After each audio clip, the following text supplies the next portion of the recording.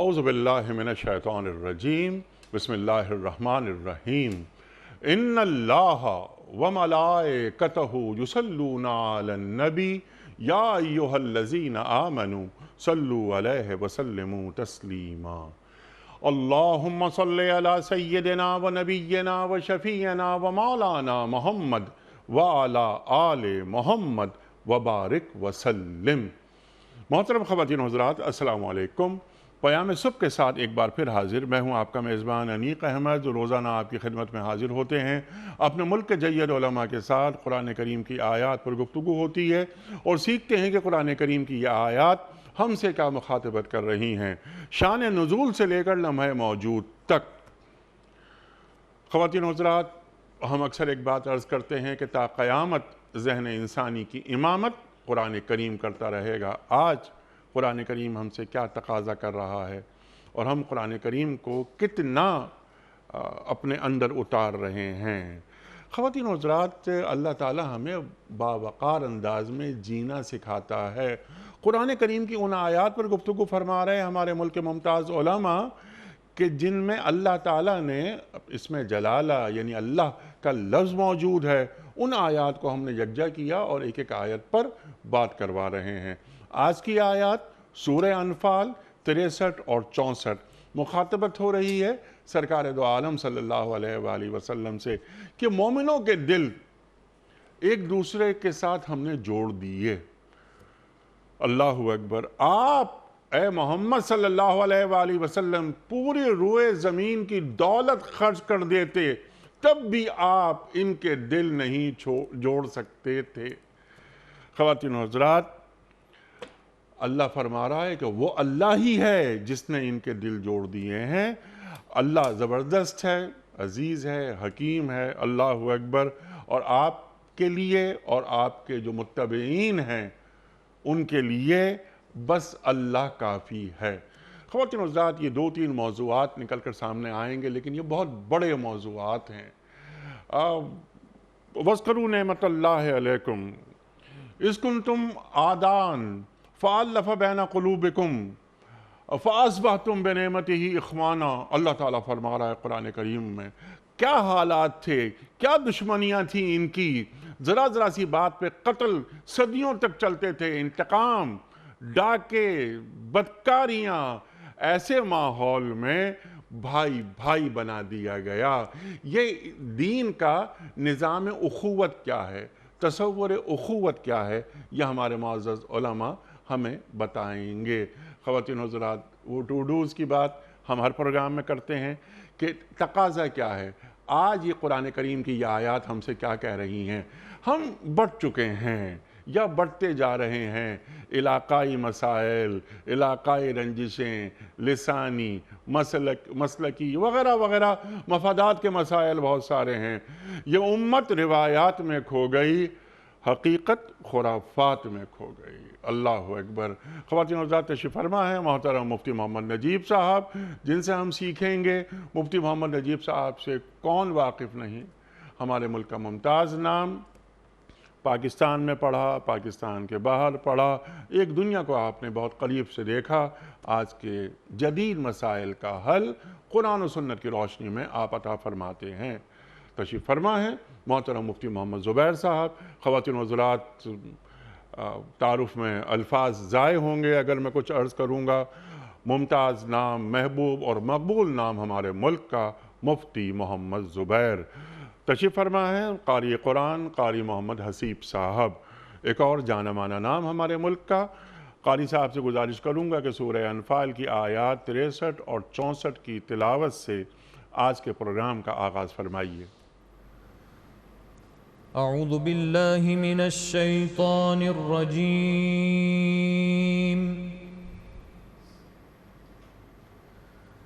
بسم اللہ الرحمن الرحیم۔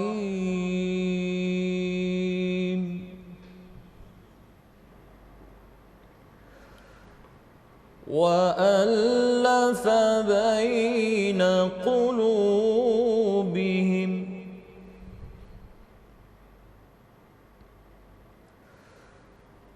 لَوْ أَنفَقْتَ ما في الأرض جميعا ما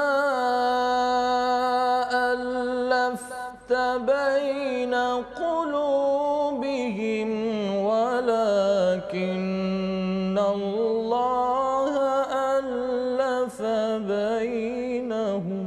سبحان اللہ سبحان اللہ. إنه عزيز حكيم. سبحان اللہ. وألف بين قلوبهم لو أنفقت ما في الأرض جميعا ما ألفت بين قلوبهم. اللہ اکبر.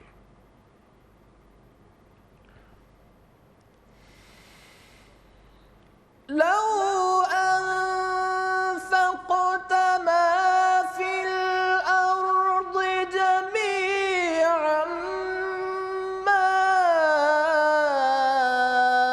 ألفت بين قلوبهم ولكن الله ألف بينهم. إنه عزيز حكيم. سبحان اللہ سبحان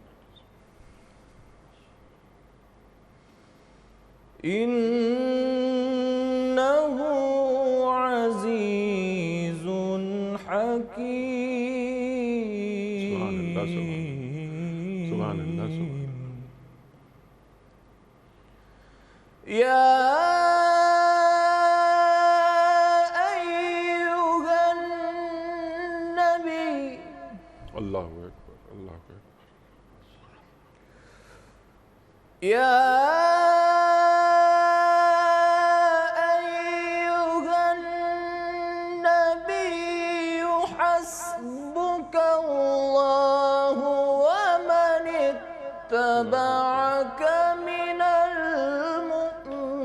المؤمنين.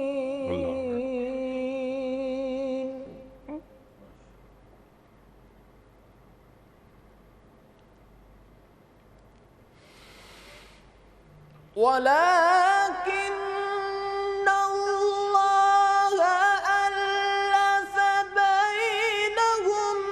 إنه عزيز حكيم. يا أيها النبي حسبك الله ومن اتبعك من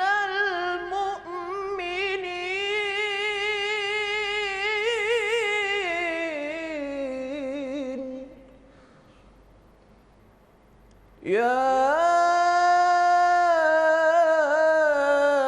أيها النبي حسبك الله ومن اتبعك من المؤمنين.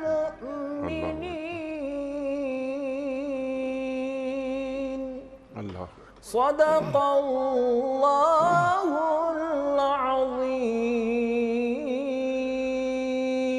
جزاک اللہ قاری صاحب. سبحان اللہ سبحان اللہ. اللہ سلامت رکھے. قاری محمد حسیب صاحب نے سورہ انفال کی آیات 63 اور 64 کی تلاوت کی سعادت حاصل کی. ترجمہ پیش کر رہا ہوں. اور مومنوں کے دل ایک دوسرے کے ساتھ جوڑ دیے. آپ صلی اللہ علیہ وآلہ وسلم روئے زمین کی ساری دولت بھی خرچ کر ڈالتے تو ان لوگوں کے دل نہیں جوڑ سکتے تھے مگر وہ اللہ ہے جس نے ان لوگوں کے دل جوڑے. یقیناً وہ بڑا زبردست اور دانا ہے. اے نبی صلی اللہ علیہ وآلہ وسلم، آپ کے لیے اور آپ کے پیرو اہل ایمان کے لیے تو بس اللہ کافی ہے. صدق اللہ العظیم. خواتین و حضرات، محترم مفتی محمد نجیب صاحب کی خدمت میں، اس سے پہلے کہ ہم آج کے پروگرام کے حوالے سے پہلا سوال رکھیں، کل کے پوچھے گئے سوال کا درست جواب اور آج کا سوال آپ کی خدمت میں۔ کل کا سوال یہ تھا کہ سرکار دو عالم صلی اللہ علیہ وآلہ وسلم مدینے میں کتنے عرصے تشریف فرما رہے؟ درست جواب 10 سال۔ آج کا سوال نوٹ فرما لیجئے، مسجد جن کس شہر میں واقع ہے؟ مسجد جن کس شہر میں واقع ہے؟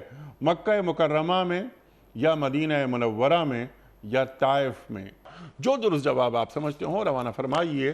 ہمارے فون نمبرز ہیں 0092213452709، ہمارا دوسرا فون نمبر ہے 009221343000980، ہمارا ای میل ایڈریس ps@dunyatv.tv، ہمارا SMS کا نمبر 3031 اور ہمارا واٹس ایپ کا نمبر ہے 0092321825019 حضرت مفتی نجیب صاحب ارشاد فرمائیے، کیا اہم آیات اللہ اکبر اللہ اکبر یہ دلوں کو جوڑ دیا؟ بنیادی وجہ کیا، طریقہ کار کیا تھا؟ اتنا بڑا کام سرکار دو عالم صلی اللہ علیہ وآلہ وسلم کے ذریعے، اگر ہم یہ کہیں کہ ایمان اور اتباع رسول کریم صلی اللہ علیہ وآلہ وسلم بنیاد بنے اس اخوت کی تشکیل کے، ارشاد۔ بسم اللہ الرحمن الرحیم، نحمدہ و نصلی علی رسولہ الکریم۔ یہ جو آیت ہے نا، یہ آیت قیامت تک آپ کو ایک یونیورسل ٹروتھ بتاتی ہے۔ سبحان اللہ سبحان اللہ۔ اور وہ یونیورسل ٹروتھ یہ ہے کہ اللہ جل شانہ نے جہاں حضور پاک صلی اللہ علیہ وسلم پہ انعامات بتائے ہیں کہ ہم نے آپ پر یہ انعام کیا، یہ انعام کیا، اسی میں سے اس کو بھی انعام شمار کیا ہے کہ یہ اللہ کی نعمت تھی، اللہ کی طرف سے من جانب اللہ ہوا ہے یہ، کہ اللہ جل شانہ نے ان لوگوں کو، ان انسانوں کو، ان قبائل کو جو چھوٹی چھوٹی چیزوں پہ آپس میں لڑ پڑتے تھے، اور چاہے وہ مکہ میں ہوں، چاہے وہ مدینہ کے اوس اور خزرج ہوں، اور سالوں ان کی آپس میں لڑائی چلتی تھی، ایک دوسرے کو دیکھنے کے روادار نہیں ہوتے تھے، اللہ نے ایسا دل جوڑ دیا، ایسا شیر شکر ہو گئے کہ ایک دوسرے پہ جانے والے تھے، آپ کے لیے وہ جان دینے والے تھے، آپ کے لیے وہ قربانی دینے والے تھے، آپ نے فرمایا تو آپ کی مدد کرنے والے تھے، ہر حال میں نکلنے والے تھے۔ یہ کیسے ہوا؟ یہ اللہ تبارک و تعالی نے من جانب اللہ، اللہ کی طرف سے ہوا۔ کیا چیز سبب بنی؟ کیا ایسی چیز تھی جو سبب بن گئی؟ تو اللہ تبارک و تعالی جو آپ نے بیان فرمایا نا، وہ تھی ایمانیات، اللہ اور اس کے رسول کی اطاعت، اللہ اور اس کے رسول کی محبت۔ یہ وہ ایمان جو ہے نا، یہ وہ چیز تھی۔ دیکھیں اللہ جل شانہ نے ظاہری اسباب میں بھی چیزوں کو جوڑنے کا ذریعہ بنایا۔ لوہے کو جوڑنا ہو تو آپ ویلڈنگ سے جوڑ دیتے ہیں، کاغذ کو گوند سے جوڑ دیتے ہیں، اینٹوں کو سیمنٹ سے جوڑ دیتے ہیں۔ دو انسانوں کے دل جو ہے نا وہ اور کسی چیز کی بنیاد پہ نہیں جاتے۔ اسباب ظاہریہ، مال، دولت، جاہ، ان چیزوں کی بنیاد پہ آپ لوگوں کے دل جوڑ دیں؟ نہیں، اس پہ لوگوں کے دل جڑتے نہیں ہیں، لوگوں کے دل ٹوٹتے ہیں۔ اور اگر کہیں آپ کو ظاہری طور پہ کوئی نظر بھی آ رہا ہے تو وہ بہت ہی وقتی ہوتا ہے۔ اللہ تبارک و تعالی نے یہاں پر یہ انعام اور فرمایا کہ دیکھو یہ انعام ہے، اور پھر دوسری طرف بھی اسی لیے فرمایا، آگے بھی آیات ہیں پورے قرآن کریم کے اندر کئی جگہوں پر بیان کیا ہے۔ پھر اسی طرح وَاعْتَصِمُوا بِحَبْلِ اللَّهِ جَمِيعًا، کہ اللہ کی رسی کو مضبوطی سے تھامے رہو۔ یہ ساری کیوں؟ اس لیے کہ اتحاد، اجتماعیت، یہ آج بھی ہر کوئی کہتا ہے کہ کسی ادارے کے لیے، کسی ملک کے لیے، کسی ریاست کے لیے، کسی جماعت کے لیے یہ وہ بنیادی انگریڈینٹ ہے جس کی بنیاد پہ وہ چیزیں چلتی ہیں، وہ قائم رہتی ہیں، وہ آگے نافع بنتی ہیں، وہ آگے بڑھتی ہیں۔ تو اللہ تبارک و تعالی نے حضور پاک صلی اللہ علیہ وسلم سے براہ راست مخاطب ہوئے اور فرمایا کہ دیکھو اگر آپ ساری دنیا کا مال خرچ کر دیتے اور ان کے دلوں کو ایک کرنا چاہتے، ان کو آپس میں جوڑنا چاہتے، تو آپ نہیں چاہتے۔ یہ تو خالصتاً وہبی مدد ہے، خالصتاً غیبی مدد ہے، یہ محض اللہ کا کرم ہے، اللہ کا انعام ہے۔ تو سوال یہ پیدا ہوا کہ نبی کے ساتھ تو یہ تھا، تو پھر آگے قیامت تک کیا ہوگا؟ وہاں تو نبی نے جوڑ دیا، آگے کیسے ہوں گے پھر یہ تالیف قلوب؟ آگے کیسے دل جڑیں گے؟ یہ اجتماعیت آگے کیسے باقی رہے گی؟ تو اسی لیے فرما دیا کہ دیکھو اجتماعیت جو باقی رہے گی وہ دین کی بنیاد پہ تو جمع ہو سکیں گے، قوموں کی بنیاد پہ، قبیلوں کی بنیاد پہ، عصبیت کی بنیاد پہ، مال کی بنیاد پہ اگر کوئی کسی کو ظاہری طور پہ جمع ہوتا ہوا نظر آیا بھی تو یہ اجتماعیت جو ہے یہ بہت ہی مصنوعی قسم کی اجتماعیت ہوگی۔ لیکن حقیقت، اگر تم حقیقت چاہتے ہو کہ دل جڑ جائیں لوگوں کے، شیر شکر ہو جائیں، آپس میں دل جڑ جائیں، تو وہ ہمیشہ دین کی بنیاد پہ جڑیں گے، اللہ اور اس کے رسول کی بنیاد پہ جمع ہو سکیں سبحان گے۔ اللہ۔ اس کے علاوہ اگر کوئی جمع کرنا چاہے گا تو وہ جمع نہیں ہو سکتا، وہ ٹوٹ جائے گا۔ اور خاص طور پہ مسلمانوں کو قیامت تک کے لیے خطاب ہے کہ کسی کافر کا یہ پرسپیکٹیو تو ہو سکتا ہے کہ میں مال کسی کو اوپر خرچ کر کے اور مال سے کسی کا دل خرید لوں اور مال، لیکن مسلمان اگر یہ چاہے گا بھی تو نہیں کر سکے گا۔ آپ یہ اگر چاہے گا بھی تو یہ ایک بہت ہی مصنوعی کوشش ہوگی۔ اصل میں اگر آپ نے اس کے دل کے اوپر محنت کرنی ہے تو اسی طرز سے بھی جس راستے سے نبی نے محنت کی ہے، جس راستے سے نبی نے لوگوں کے دلوں میں محبت پیدا کی ہے، اور وہ محبت ہے کہ اللہ سے محبت کے ذریعے لوگوں میں آپس میں رشتہ جوڑا۔ پہلے اللہ کی محبت کا بیج ڈالا ہے، پہلے اس کے اندر اللہ کی محبت کا بیج ڈالا ہے، پھر لوگوں کی محبت آئی ہے۔ والذین آمنوا اشد حبا للہ۔ اصل بات، اصل وہ بیج ڈلے گا، باقی سب چیزیں بعد میں آئیں گی۔ اس کے علاوہ آپ کرنا چاہیں گے تو آپ جمع نہیں ہو سکتے۔ آپ کسی اور بنیادوں پہ جمع ہونا چاہیں، اور آج جو سارے کا سارا فساد نظر آ رہا ہے اس کی ایک سب سے بڑی وجہ یہ ہے کہ ہم نے اپنے جڑنے کی بنیادیں ہی چینج کر دی ہیں، ہم نے اپنا پرسپیکٹیو ہی چینج کر دیا ہے، ہم نے اپنا زاویہ نگاہ ہی بدل دیا ہے۔ آج جو باتیں اجتماعیت کی ہوتی ہیں وہ لگتا ہی نہیں ہے کہ یہ کسی مسلمان کا زاویہ نگاہ ہے یا کسی کافر کا زاویہ نگاہ ہے۔ اور اجتماعیت کی باتیں نا کانفرنسز اور سیمینارز کے ذریعے نہیں ہو سکتی، دلوں کو جوڑا نہیں جا سکتا کانفرنسز کر کے یا گفتگو کر کے، بڑے بڑے مذاکرے کر کے۔ جو آپ نے بنیاد فراہم کی، بنیاد جو دین فراہم کر رہا ہے کہ اللہ اور اللہ کے رسول صلی اللہ علیہ وآلہ وسلم بائنڈنگ فورس ہیں۔ ہمارا اور آپ کا رشتہ کیا ہے؟ پوری امت کا رشتہ لا الہ الا اللہ محمد الرسول اللہ، اللہ اکبر۔ اسی بات کو ذرا سا آگے بڑھاتے ہیں۔ پس منظر اوس و خزرج، کیا ماحول، کیسے واقعات، جنگ، قتل، اللہ اکبر۔ ایسے میں شیر و شکر، اللہ اکبر۔ یہ کیا معجزہ، اسے تو میں اسے معجزہ کہوں گا، کیسا معجزہ یہ برپا ہو گیا۔ ارشاد۔ بسم اللہ الرحمن الرحیم، نحمدہ ونصلی علی رسول الکریم، اما بعد۔ اس آیت کے اندر اللہ رب العزت نے بنیادی طور پر فتح، نصرت کی بنیادی اینٹ، بنیادی سبب جس چیز کو قرار دیا ہے وہ ہے باہمی اتفاق، اتحاد، یکجہتی اور محبت۔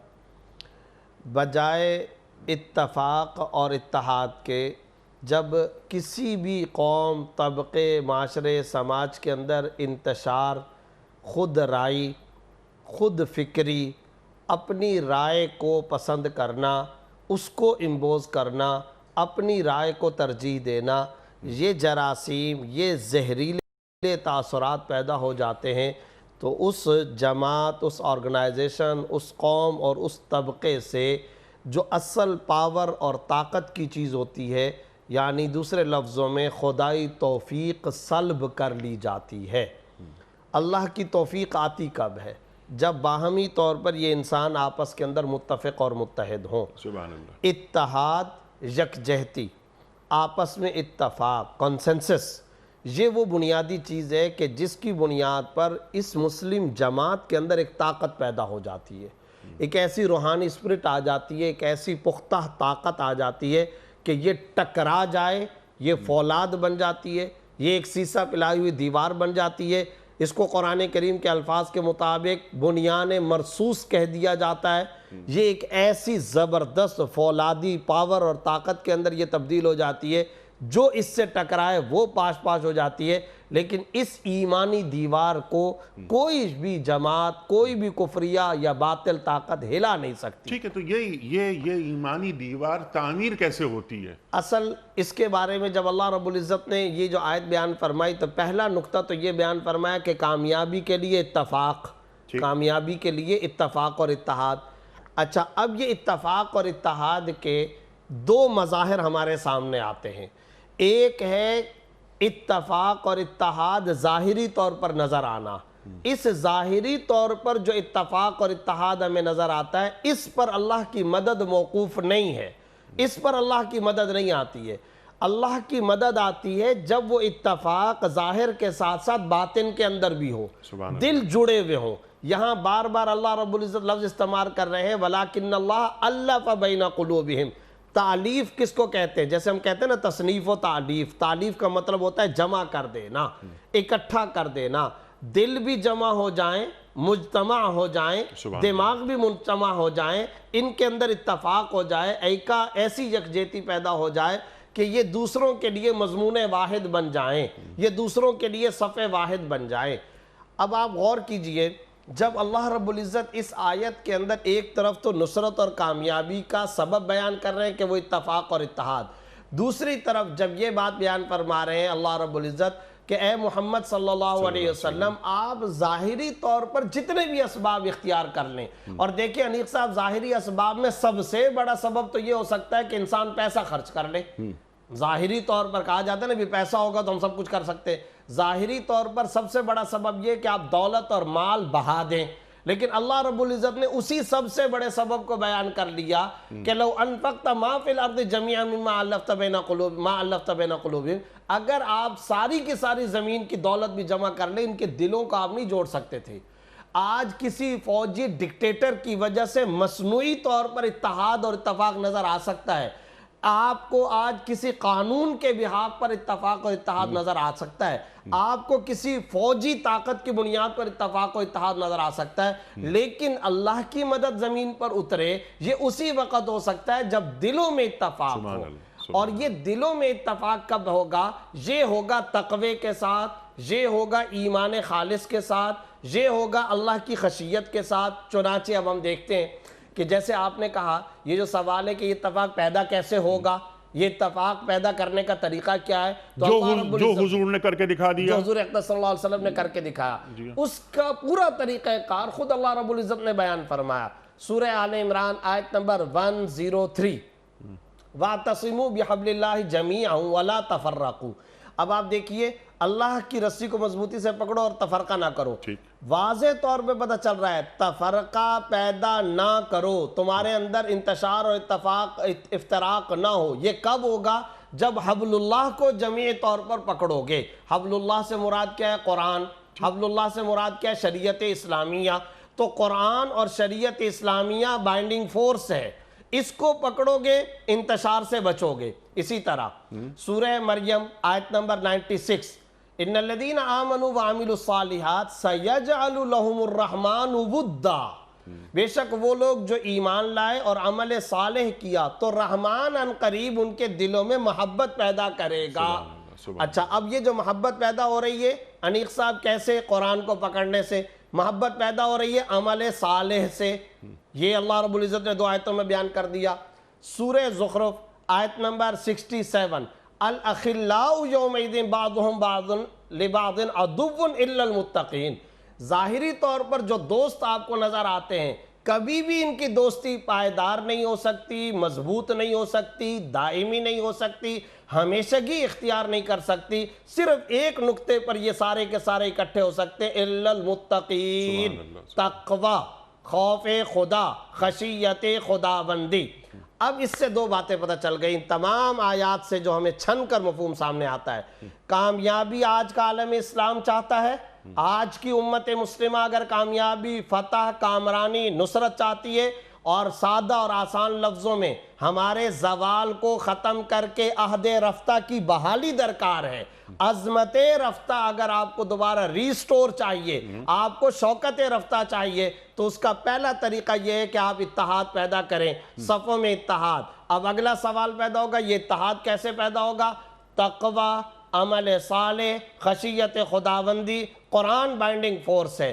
اسی سے ایک اور آج کے ہمارے لبرل اور کچھ سیکولر احباب کے بیانیہ کا بھی ہم قرآن و سنت کی اور ان آیات کی روشنی کے اندر تجزیہ کر لیتے ہیں. وہ یہ کہتے ہیں ارے بھائی کون سا کلمہ، کون سا دین، کون سی شریعت، بائنڈنگ فورس تم کیسے یہ بیان کر رہے ہو؟ ہم تو یہ دیکھتے ہیں کہ عرب الگ عجم الگ، لسانیت کی بنیاد پر افتراق ہے، انتشار ہے۔ میں یہ عرض کرنا چاہتا ہوں کہ یقیناً آج بحیثیت مجموعی عالم اسلام میں بہت ساری کمزوریاں ہیں۔ مجھ میں عمل کی بے شمار کوتاہیاں ہیں، آپ میں عمل کی بے شمار غفلتیں، غلطیاں پائی جاتی ہیں، ہم سب کے اندر پائی جاتی ہیں، لیکن میں آج بھی یہ کہنا چاہتا ہوں تمام تر زوال، پستی، کمزوریوں کے باوجود اللہ کا فضل ہے، اللہ کا شکر ہے۔ اگر آج بھی انڈیا کے اندر کسی مسلمان کو تکلیف ہوتی ہے، یہاں کا مسلمان اگر تڑپ اٹھتا ہے تو یہ شریعت اور یہ کلمہ سیجعل لہم الرحمن ودا ہے۔ اگر افغانستان اور برما کے مسلمانوں کو پاکستان نے پناہ دی تھی تو یہ اسلامی رشتہ تھا۔ اگر کنگ فہد نے مکہ کے اندر برما کے مسلمانوں کو ٹھہرایا تھا تو یہ صرف اور صرف کلمہ رشتہ تھا۔ کشمیر اور ہمارے درمیان میں اگر محبت ہے تو صرف کلمہ ہے۔ فلسطین کی گلیوں میں افواج پاکستان کو دعوت دی جاتی ہے، رشتہ کلمہ ہے۔ آج اگر ترکی کے اندر، سیریا کے اندر، عراق کے اندر، برما کے اندر، آج اگر پوری دنیا میں کہیں پر بھی مسلمان تکلیف کا، صدمے کا شکار ہے، آپ تڑپ اٹھتے ہیں، میں تڑپ اٹھتا ہوں، کیا بائنڈنگ فورس ہے، کیا رشتہ ہے؟ صرف اور صرف کلمہ۔ وہ جو آپ نے اپنے انٹرو کے اندر نظام اخوت اسلامی کی بات کی تھی، ہاں یہ ضرور ہے جغرافیائی حد بندیاں آئیں، ہماری دنیا کے اندر عالم اسلام میں حکمرانوں کی کمزوریاں آئیں، سیاستدانوں کی کمزوریاں آئیں، ہماری غفلتیں آئیں، لیکن یاد رکھیے علامہ اقبال کے الفاظ کے مطابق آج بھی سوختہ اگر جلایا جائے، اس چنگاری کو روشن کیا جائے تو امت مسلمہ ایک مرتبہ پھر سیسہ پلائی ہوئی دیوار بن سکتی ہے، ایک مرتبہ پھر ہم عالم اسلام یکجا ہو کر عالم کفر کا اور باطل کا مقابلہ کر سکتے ہیں۔ اصل بات یہ ہے کہ ہمیں قیادت نصیب ہو جائے، لیڈرشپ اگر مل جائے، اس کے اندر چنگاری موجود ہے، یہ ایک مرتبہ پھر عظمت رفتہ کو بحال کروا سکتے ہیں۔ سبحان اللہ، سبحان اللہ۔ اور وہ قیادت، وہ رہنمائی، اس کے پاس حکیمانہ انداز ہو، نمبر 1۔ نمبر 2، قرآن کریم اس کے اندر اترا ہوا ہو کہ قرآن کریم کس طرح ہمارے حکمرانوں کی رہنمائی کرتا ہے، حبل اللہ ان کے ہاں ہو، حبل اللہ ان کے یہاں ہو، جڑاؤ ہو۔ عالم اسلام کی بات کی، پورے مسلم گلوب کی بات کی مفتی صاحب نے، تو ہم وہاں ذرا کم دیکھتے ہیں اس قسم کے جذبات کو یا اس قسم کے جذبوں کو۔ لیکن ہم زیر بحث حکمران نہیں ہیں ہمارے، یہ 58 مسلمان ریاستیں، ان کے حکمران یہ اپنے اپنے ذمہ دار ہیں۔ ہمارا مقصد تو صرف یہ کہ قرآن کریم کیا بیان کر رہا ہے، اور قرآن کریم ایک مسلمان کو، خواہ وہ ایک عام شہری ہو یا وزیر اعظم ہو یا چیف آف آرمی اسٹاف ہو یا صدر ہو، اس کی ذمہ داریاں کیا ہیں، جن کے رتبے ہیں سوا، ان کو سوا مشکل ہے۔ آپ نے دوران گفتگو ایک بات ابھی فرمائی تھی کہ قرآن کریم قدم قدم پر ہمیں بتاتا ہے اسلامی اخوت کیسے پیدا ہوتی ہے، جو بات رکھی گئی تھی۔ میں نے ایک بات یہ عرض کی تھی کہ یہ کانفرنسز کے ذریعے، سیمینارز کے ذریعے یہ اخوت پیدا نہیں ہو سکتی، یہ مصنوعی عمل نہیں ہو سکتا۔ انما المؤمنون اخوہ، قرآن کریم فرما رہا ہے۔ یؤثرون علی انفسہم ولو کان بہم خصاصہ، قرآن کریم فرما رہا ہے۔ اذ کنتم اعداء فالف بین قلوبکم فاصبحتم بنعمتہ اخوانا، یہ قرآن کریم فرما رہا ہے۔ ارشاد۔ دیکھیں انیس بھائی، آپ نے خود یہ بات فرمائی کہ اصل بات جس چیز کی ہمیں ضرورت ہے اس وقت، وہ ایک فریم ورک ڈیفائن کرنا بہت ضروری ہے کہ ہم کیسے ایسے افراد تیار کریں جو کلمے کی نسبت پہ آپس میں ملنے والے ہوں، آپس میں جان دینے والے ہوں۔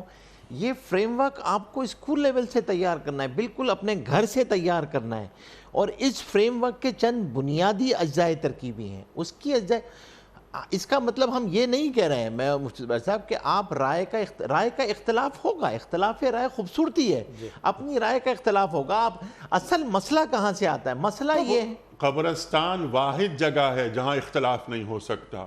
اختلاف و امتی رحمت، اللہ کے رسول فرما رہے ہیں صلی اللہ علیہ وآلہ وسلم۔ اب جب ہم کیا کہہ رہے ہیں، دیکھیں ہوگا اصل کیا چیز ہے جو سیکھنے کی، وہ یہ کہ اپنی رائے کو پیش کرنا، سلیقے سے پیش کرنا، لیکن رائے پر اس طرح جمنا کہ میں پہلے سے سمجھ لوں کہ میں حق محض ہوں اور آپ سامنے والا باطل محض ہے۔ اور اس رائے، دیکھیں اس سے کیا ہوتا ہے، وہ جو مفتی صاحب نے آیت پڑھی تھی، اس سے تفرقہ پیدا ہوگا۔ ٹھیک ہے، تو اس کے لیے کیا کرنا ہوگا؟ اس کے لیے مجھے ہمیں تیار کرنا ہے ہر طبقے میں ایک دو صفات تین صفات کہ دیکھیں حضور پاک صلی اللہ علیہ وسلم نے جو اخوت کا نظام مدینہ منورہ میں آ کے قائم کیا ہے، آپ سوچیں نا کہ مسجد نہیں بنائی ہے، اس سے پہلے اخوت کا نظام قائم ہوا، مسجد بعد میں بنی ہے، اخوت کا نظام پہلے آیا ہے، سبحان اللہ۔ اس لیے کہ یہ ساری کے سارے انسٹیٹیوشنز تو اس سے چلنے دینا، اگر یہ نہیں ہوگا تو یہ انسٹیٹیوشنز تو در و دیوار ہیں، ان انسٹیٹیوشن تو چلیں گے ہی نہیں۔ اور ہمارے ہاں بعض اوقات مسجد کی تعمیر پر ہی انتشار کا ہم شکار ہو مسجد کی تعمیر پر ہو جاتا ہے۔ ٹو ڈوز اب کرنے کے کام دیکھیں لوگوں میں، دیکھیں یاد رکھیے گا، ایک تو اس بات کو پیدا کرنا کہ بھائی مجھ میں یہ دوسرے کی رائے سننے کی صلاحیت ہو، سبحان اللہ۔ دوسری بات کہ اپنے اندر تواضع پیدا کرنا، تیسری چیز یہ کہ دوسرے پہ اپنے، اگر میں نے کسی کو بڑا بنایا ہے، اگر دین میں کسی کو بڑا بنایا ہے تو اس پر اعتماد کریں، اور جہاں قربانی کا موقع ہے وہاں ایثار۔ دیکھیں معافی، تواضع، ایثار، یہ تین بنیادی انگریڈینٹس ہیں ایمانیات کے بعد اخلاقی، جس کی بنیاد پہ اخوت پیدا ہوتی ہے۔ ان تین میں سے آپ کسی ایک انگریڈینٹ کو آؤٹ کر دیں، اخوت خود ٹوٹ جائے گی۔ اچھا، آپ ہی کی بات کو ذرا آگے بڑھاتے ہیں، آپ کی بات بالکل درست ہے۔ دلوں کو جوڑنے کے لیے جو ہم بات کر رہے ہیں، جو قرآن کریم کی جو آیات ہم پڑھ رہے ہیں، اگر ہم اس بات کو ٹو ڈوز میں کرنے کے کام، میں آپ کی باتوں سے اتفاق کر رہا ہوں، آگے بڑھتے ہیں ذرا، کہ جو آدمی، جیسے آپ نے کہا نا، حق میرے پاس ہے اور سامنے والے کے پاس باطل ہی باطل ہے، اس خیال کو نہیں لانا ہے، فروعی مسائل پر نہیں بحث کرنی ہے، بنیاد دین پر یکجا ہیں ہم سب، لیکن اگر ہم سب اپنے ذہن میں ایک بات رکھیں کہ جس نبی سے میں محبت کرتا ہوں اسی نبی سے یہ بھی محبت کرتا ہے، تو یہ بائنڈنگ فورس، دل جڑ جائیں گے۔ تو ایک دیکھیں نا، وہی والی بات ہوئی نا کہ آپ نے گویا وہ تمام چیزیں تلاش کرنی ہیں، وہ نسبتیں جو آپ میں اور دوسرے میں مشترک نسبتیں ہیں۔ سبحان اللہ۔ اور یہ دیکھیں انیک بھائی، یہ ایک اسکل ہے جس کو سیکھنا پڑے گا، یہ اسکل ہے، نیڈ ٹو بی لرن۔ کسی کے ساتھ بیٹھ کے یہ آپ کی تربیت کا حصہ ہے، ہونا چاہیے ہماری تربیت کا، تربیت گاہوں کی، کہ ہم لوگوں میں مشترک امور تلاش کر کے آپس میں گفتگو کو بڑھا سکیں، گفتگو کر سکیں اور آپس میں قوت قائم کر سکیں۔ ابھی گزرا ہے یہ حال سارے کا سارا، اس وقت صورتحال یہ ہے کہ کوئی کسی کو کسی پہ اعتماد نہیں ہے۔ یہ جو بے اعتمادی کی فضا ہے، اس بے اعتمادی کی فضا سے اللہ کی آئی ہوئی مدد بھی اٹھ جاتی ہے۔ دیکھیں اس سے اجتماعیت پارا پارا ہو جاتی ہے۔ تو ہم نے جو دو کام کرنے ہیں، پہلا کام سب سے بڑا یہ کرنا ہے کہ حبل اللہ کے لیے قرآن کریم کو لے کر آنا ہے اپنی زندگیوں کے اندر، اپنی درسگاہوں کے اندر لے کر آنا ہے، ان طاقوں سے نکال کر درسگاہوں میں لے کر آنا ہے، پڑھانا ہے۔ پہلے قرآن اس کے اندر اترے گا، قرآن اترنے سے زمین زرخیز ہوگی۔ اب اس زمین پر آپ بیج ڈالیں گے اللہ کی محبت کا، اس کے رسول کی محبت کا، تواضع کا، ایثار کا، اب آپ نے معافی کا، اب آپ دینے کا جذبہ، قربانی کا جذبہ، یہ سارے بیج، یہ سب پودے اگ جائیں گے۔ لیکن اس کے لیے جس زمین کو ہموار کرنا ہے، اللہ کی محبت، اللہ کا خوف، اللہ سے ملاقات کا شوق، یہ ساری چیزیں پیدا کرنی ہوں گی۔ قرآن کریم کا ہم نے لے کر آنا۔ آج صورت ہے، آپ مجھے بتائیں کہ یہ قرآن کریم سوائے اس کے کہ جب میٹنگ اسٹارٹ ہونی ہے تو کسی نے جو ہے وہ ایک تلاوت کرنی ہے، اور وہ تلاوت جس طرح کی جاتی ہے وہ آپ کو بھی پتہ ہے، مجھے بھی پتہ ہے، اس کے بعد اس سے زیادہ پوری میٹنگ کے اندر قرآن کریم کا کیا تذکرہ ہے، اور کسی جگہوں پہ نصاب میں کیا ہے، پوری زندگیوں میں، ہماری 24 گھنٹے کی زندگی میں، تو اس 24/7 کے اندر قرآن کریم کو لے کر آنا، اور تاکہ یہ معلوم ہو سکے کہ قرآن کریم مجھے کہاں دیکھنا چاہتا ہے، کیسا دیکھنا چاہتا ہے، امتی، بحیثیت عبداللہ، بحیثیت ہر رول کے اندر مجھے کہاں اور میں ہر رول میں کیسے اللہ سے قریب ہو جاؤں، اس سے اللہ کی مدد آئے گی۔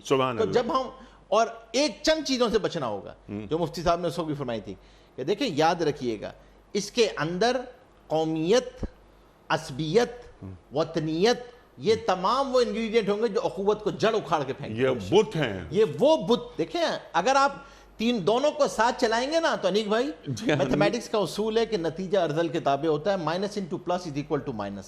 جی ہاں، غالب پھر وہ چیزیں آئیں گی، یہ نہیں آئیں گی۔ جی بالکل، اور ان کو ختم کرنے کے لیے دین آیا۔ میں بھی سوچ رہا تھا، میرے ذہن میں ایک بات آئی قاری صاحب آپ کا تعلق کہاں سے ہے؟ پاکستان سے. نہیں پاکستان سے تو ہے، لیکن آپ کا بنیادی شہر کون سا ہے؟ کراچی. کراچی ہی میں پیدا ہوئے آپ؟ جی جی. اچھا، تو قاری صاحب کراچی میں پیدا ہوئے، میں کراچی میں پیدا ہوا، ڈیرہ غازی خان اور آپ نواب شاہ. میں بھی کراچی میں پیدا ہوا. آپ بھی کراچی پیدا ہوئے، لیکن آپ ڈیرہ غازی خان، اصل ڈیرہ غازی خان. لیکن ہم سب کا جو بنیادی رشتہ ہے وہ یہ کہ ہم سب کلمہ گو ہیں.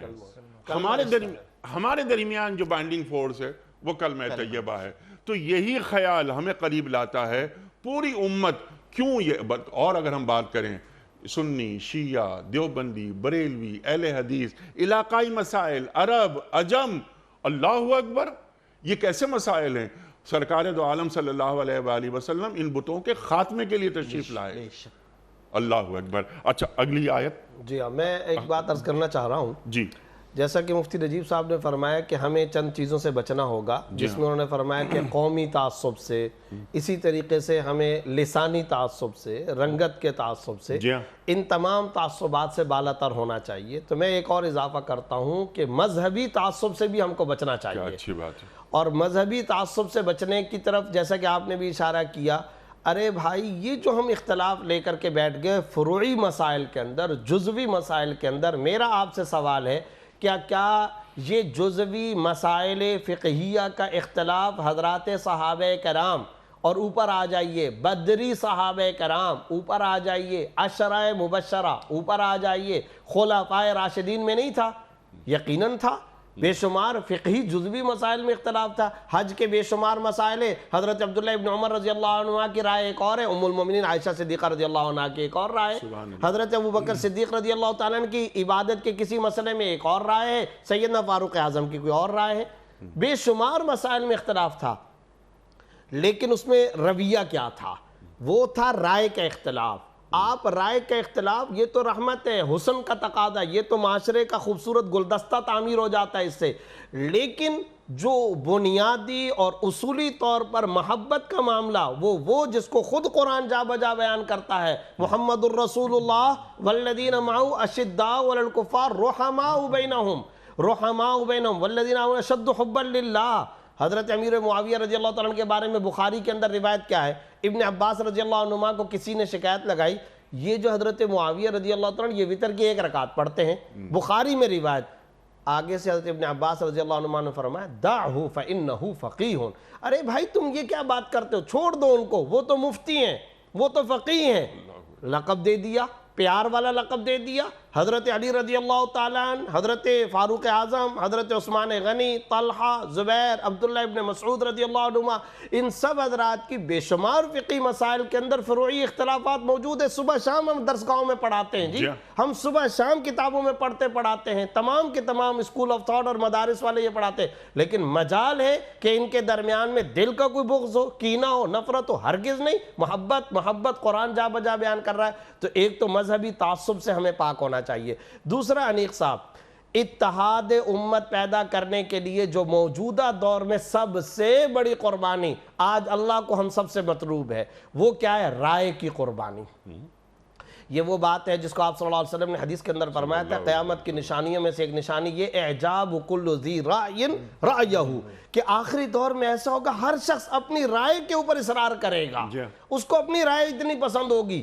آج میٹنگ ہو رہی ہے، اجلاس ہے کسی بھی دینی موضوع پر، آپ اپنی رائے پہ جم جاتے ہیں اور اس طرح کہ میں امبوز کرا کر رہا ہوں. ارے بھائی رائے کی قربانی دے دو یار، تواضع اختیار کر لو، ہٹ جاؤ، انکساری اختیار کر لو. من تواضع للہ رفعہ اللہ. تمہیں اندازہ بھی ہے کہ تم اس رائے کے اصرار پر اتحاد امت کے بین الاقوامی اور شاندار مصرف اور مقصد پر قینچی چلا رہے ہو. اپنے سینے پر آرے چلا لو، امت کی صف پہ آرا نہ چلاؤ.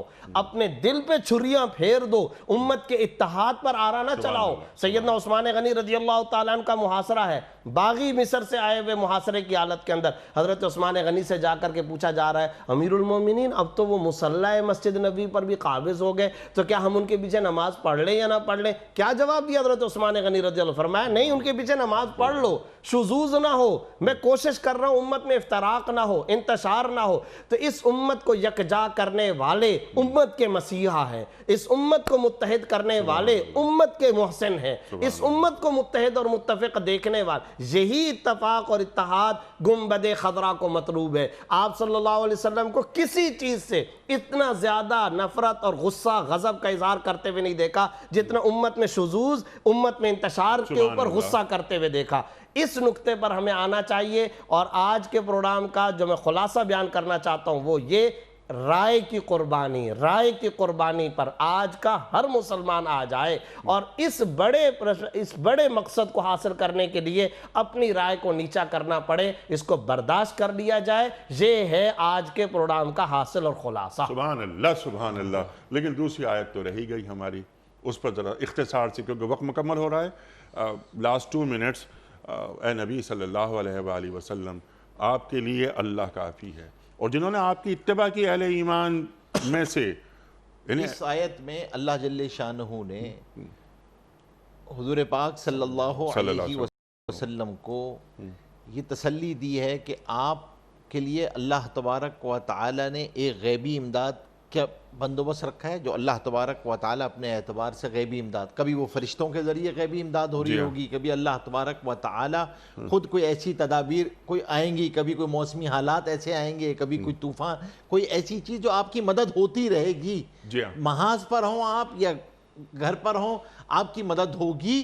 اور ظاہری طور پہ اللہ جل شانہ نے آپ کو مومنین کی ایسی جماعت عطا فرمائی ہے جو آپ کے ارشاد پہ جان دینے والی ہے۔ ظاہری اعتبار سے آپ کی نصرت اور مدد کے لیے اللہ تبارک و تعالی نے آپ کو ایسی جماعت عطا کی ہے مومنین کی صورت میں، جو آپ کی اتباع کرنے والے ہیں، آپ سے محبت کرنے والے ہیں، آپ کی اطاعت کرنے والے ہیں۔ تو آپ کے ساتھ یہ 2 تدابیر، ایک غیبی تدابیر ہے اور ایک ظاہری تدابیر ہے، اور قیامت تک کے لیے یہ بتا دیا ہے کہ دیکھیے، آپ کو جب بھی پریونٹیو میجرز لینے ہوں گے، اپنی رسک مینجمنٹ کرنی ہوگی، تو آپ کو ایک غیبی رسک مینجمنٹ بھی کرنی ہوگی، اللہ کی مدد بھی ساتھ لینی ہوگی، ظاہر کے لیے بھی آپ کو ایک جماعت ایسی چاہیے ہوگی جو آپ کی مدد کرنے والی ہو۔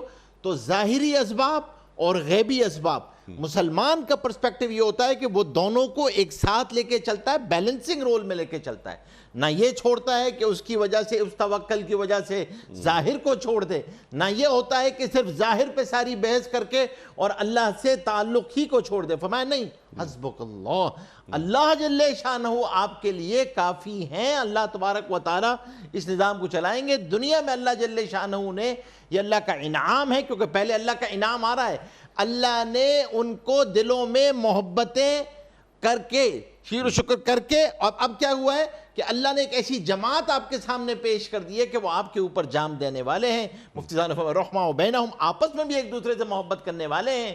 تو یہ اللہ تبارک و تعالیٰ کا غیبی اور ظاہری انعام ہے آپ کے اوپر اے نبی۔ اور جیسا کہ مصعب نے بھی ذکر کیا، بعض مفسرین نے فرمایا یہ آیت بدر کی ابتدا میں نازل ہوئی ہے۔ جی ہاں، یا ایھا النبی حسبک اللہ ومن اتبعک من المؤمنین، اور اس میں یہ جو ومن اتبعک من المؤمنین کہا جا رہا ہے کہ جن لوگوں نے آپ کی اتباع کی مسلمانوں میں سے، وہ آپ کے لیے کافی ہیں، گویا کہ صحابہ کرام کی تعریف ہو رہی ہے، اللہ رب العزت فرما رہے ہیں۔ اور جیسا کہ کئی دفعہ آپ نے بھی پروگراموں میں ذکر کیا کہ نبی صلی اللہ علیہ وسلم لے کر آ گئے اور اللہ کو فرمایا اللہ یہ میری مختصر جماعت پونجی ہے میری۔ تو آپ صلی اللہ علیہ وسلم کو تسلی دی جا رہی ہے، آسمانوں پر میں ہوں، زمین پر یہ مسلمانوں کی جماعت جو اتباع کرنے والے، پیروی کرنے والے حقیقی مومنین، یہ آپ کے لیے کافی وافی ہیں۔ تو بدر کی ابتدا میں پھر اس کو اللہ نے، آپ کو معلوم ہے سورہ آل عمران میں کئی مقامات پر اللہ نے باقاعدہ اس کو مدد کے طور پر ذکر بھی فرمایا، بلا ان تصبروا وتتقوا۔ اب آگے کہیں پر آ رہا ہے یاتوکم من فور یمددکم ربکم بخمسۃ آلاف من الملائکہ، کہیں آ رہا ہے بثلاثۃ آلاف، 3000 فرشتے نازل کیے، 5000 فرشتے نازل۔ لیکن اس میں بھی قابل غور بات یہ ہے کہ کس وجہ سے یہ اللہ کی مدد اتری، وہاں پر بھی اللہ رب العزت نے اس کے اسباب بیان فرما دیے، بلا ان تصبروا وتتقوا، صبر، استقامت علی الدین اور تقوی۔ سورہ آل عمران جب ختم ہو رہی ہے وہاں پر 2 باتیں، یا ایھا الذین آمنوا اصبروا وصابروا ورابطوا واتقوا اللہ، صبر، آپس میں ربط، اور اتحاد، اتفاق، اس سے خدائی مدد و نصرت اترتی ہے۔ سبحان اللہ، سبحان اللہ، سبحان اللہ، اللہ اکبر، اللہ اکبر۔ خواتین حضرات، سورہ انفال آیات 63 اور 64، آج ہم نے سیکھا اپنے دونوں معزز علماء سے کہ اللہ تعالیٰ کیا فرما رہا ہے۔ اللہ اکبر، کتنی اہم گفتگو یہاں پر ہوئی ہے۔ دلوں کو جوڑا کیسے جاتا ہے، قرآن کریم سے روشنی کیا برآمد ہو رہی ہے، ہم سے تقاضے قرآن کریم کے کیا ہیں، وہ ہمارے دونوں معزز علماء نے عطا فرمائے۔ خواتین و حضرات، بائنڈنگ فورس جو بار بار آئی وہ کلمہ طیبہ لا الہ الا اللہ محمد رسول اللہ، ایمان اور اتباع رسول کریم صلی اللہ علیہ وآلہ وسلم۔ ایک مسلمان دوسرے مسلمان کے سامنے خود کو پیچھے رکھتا ہے اور سامنے والے مسلمان کو آگے رکھتا ہے۔ ایک آیت درمیان میں آئی تھی کہ یُؤْثِرُونَ عَلَىٰ أَنفُسِهِمْ وَلَوْ كَانَ بِهِمْ خَصَاصَةٌ، کہ ضرورت مند میں بھی ہوں، سامنے والا میرا مسلمان بھائی بھی، لیکن مسلمان کی ضرورت میری ضرورت پر مقدم ہے۔ یہ ہے وہ جذبہ جو ہمارا دین ہم میں دیکھنا چاہتا ہے، اور سرکار دو عالم صلی اللہ علیہ وآلہ وسلم نے وہ معاشرت پیدا کر کے دکھا دی کہ یہ ہوتی ہے، یہ ہے مدنی ثقافت۔ اللہ اکبر، اللہ اکبر۔ وقت مکمل ہوا۔ مفتی نجیب صاحب کا، مفتی زبیر صاحب کا، قاری صاحب کا بڑا ممنون، آپ حضرات تشریف لائے۔ کوئز کل کا سوال یہ تھا کہ سرکار دو عالم صلی اللہ علیہ وآلہ وسلم مدینے میں کتنے عرصے تشریف فرما رہے؟ درست جواب 10 سال۔ آج کا سوال نوٹ فرما لیجئے، مسجد جن کس شہر میں واقع ہے؟ مکہ مکرمہ میں یا مدینہ منورہ میں یا طائف میں؟ جو درست جواب آپ سمجھتے ہوں روانہ فرمائیے۔ ہمارے فون نمبرز ہیں 00922134527 ہمارا دوسرا فون نمبر ہے 009221343000980 ہمارا ای میل ایڈریس ps@dunyatv.tv ہمارا SMS کا نمبر 3031 اور ہمارا واٹس ایپ کا نمبر ہے 0092321825019 وقت ہے قرآن دازی کا۔ محترم مفتی نجیب صاحب آج کے ونر کے نام کا اعلان فرمائیں گے، اور آج کے ونر ہیں عمار جہلم پنجاب سے۔ عمار صاحب جہلم سے آپ کی خدمت میں دنیا ٹی وی کی جانب سے دینی کتب پر مشتمل یہ گفٹ ہیمپر آپ کے گھر بذریعہ کوریئر روانہ کیا جا رہا ہے۔ آپ کو بہت بہت مبارک ہو۔ اختتام ہوتا ہے پیام صبح کا روزانہ ایک قول پر، اور وہ قول ہوتا ہے صاحب نہج البلاغہ امیر المومنین حضرت علی مرتضیٰ کرم اللہ وجہہ کا۔ آپ فرماتے ہیں کہ طبیعت کی نرمی اور سخاوت انسان کو دشمنوں کے دلوں میں بھی محبوب بنا دیتی ہیں۔ طبیعت کی نرمی اور سخاوت انسان کو دشمنوں کے دلوں میں بھی محبوب بنا دیتی ہے۔ اپنے میزبان انیق احمد کو کل تک کے لیے اجازت دیجیے۔ خدا حافظ۔ پروردگار بحروں پر